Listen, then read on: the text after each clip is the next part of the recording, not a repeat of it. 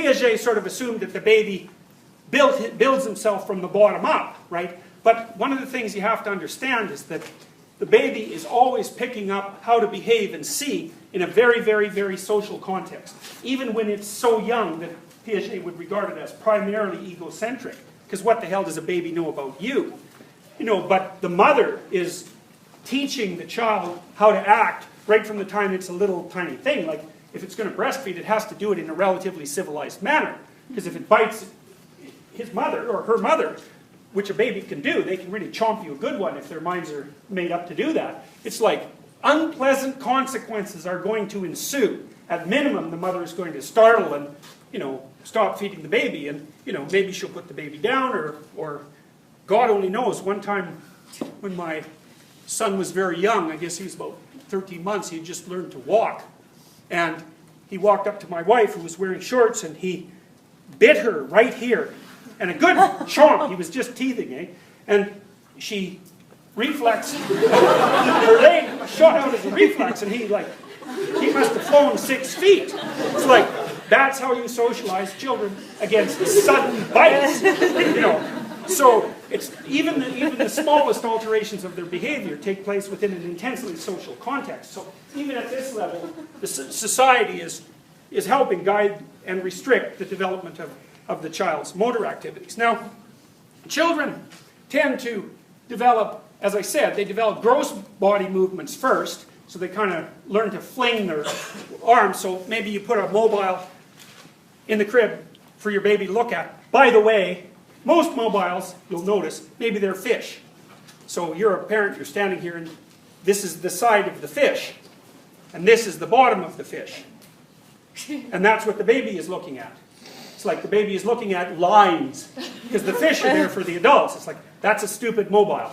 You get the fish turned over so the baby can see the fish, and then you make them out of like black and white, because babies are very good at picking up high contrast. And that's a baby mobile rather than a mother mobile. So you got to decide whether the mobile's for you or for your baby. So anyways, you put the mobile above the baby, and you kind of want to put it within limb length. And then the baby will watch this thing. Who knows, maybe it's annoyed to death by this thing. We don't know. It's like, you know. And then it'll sort of flail about like it does in a not very well-controlled manner, and maybe it'll flail an arm or a leg, and now and then it'll get lucky and it'll nail one of those fish, and that'll startle it. And so usually it might cry then, because that might have just, if it's a neurotic baby, it'll cry. It's like, that's too much for today. Take the mobile away. But if it's a kind of a outgoing exploratory baby, then the next thing it's really going to want to do is to figure out how to make that fish move again. And then it'll sit there and practice flailing its leg. It's like it's throwing its leg at the fish. And if it gets lucky, it'll nail it a good one, and then that'll make it laugh. And then, you know, it'll practice doing that over a sequence of... Babies are persistent, man. So when my daughter was little, she was about 18 months old, we bought her this little cardboard box that had little cardboard Disney books in it. You know, and she didn't care what the Disney books were. What she was really interested in is getting those 3 books out of the Disney box, and then trying to get them back in. Because it turned out that was quite difficult, because they fit tightly, so this was a great puzzle for her, because, you know, she was still getting the whole coordination thing going. And she'd sit for like 3 hours getting those books in that box, and that was like a toy for a week, till she figured it out. And then she was on to bigger and better things. But that's a big deal, right? You can imagine what you're doing neurologically when you're doing that. It's like, first of all, you got to grip that book properly. Second, you got to orient it precisely. Third, as you add the additional books to the box, the shape changes, because the books flop over, you know, because they'll flop over diagonally. So the shape changes, so you've got to figure out how to adjust that. And then the book itself will open, and that'll get in the way. So you've got to keep the book closed. And, you know, the tolerances are like an 1/18 of an inch.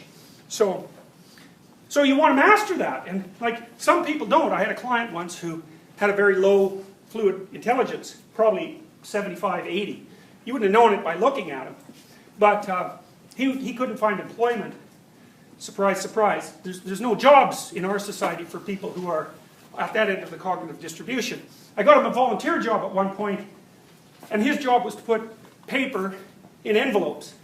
He had to fold it up in 3, because that's how you fold up a piece of paper, and then you have to put it in an envelope. But that actually turns out to be hyper complex. I probably trained him for 28 to 30 hours to do that.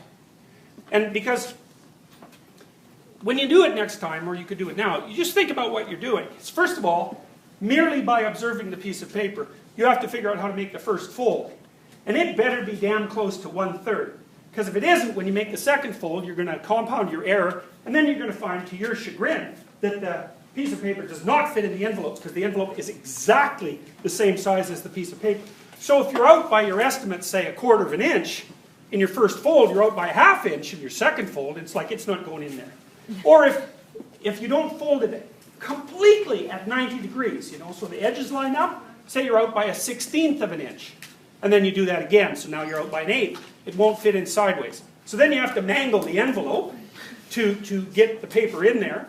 And then by the time you're done mangling the envelope, not only does it look ugly, but it will not go through an automatic sorting machine. So, and then added to that was the problem that on these pieces of paper, there were often photographs stapled, because he was working for a charity. So then, but the photographs weren't always stapled at exactly the same place on the piece of paper. So then he'd have to look at the piece of paper, and he'd have to figure out where the photograph is, and then he'd have to figure out how to fold the piece of paper so that he didn't bend the photograph so that it would still fit in the envelope. And that just he'd just sweat himself to death trying to solve that problem, because there was time pressure too. So, and then there's an added level of complexity on top of that. And the reason I'm telling you this is because it'll give you some sense of how, you know, simple actions are aggregated into increasingly complex operations. Some of the envelopes were French and some of them were English, because it was Canada. And so you couldn't put a French letter in an English envelope.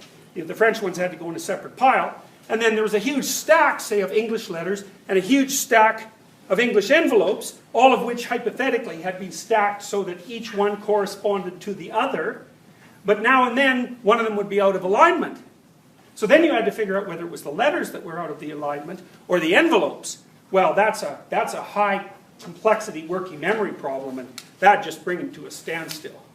So, anyways, you know, during typical development, you develop those incredibly fine motor skills early, which is part of the reason why it's kind of nice to have your baby, toddler, infant, do something by itself.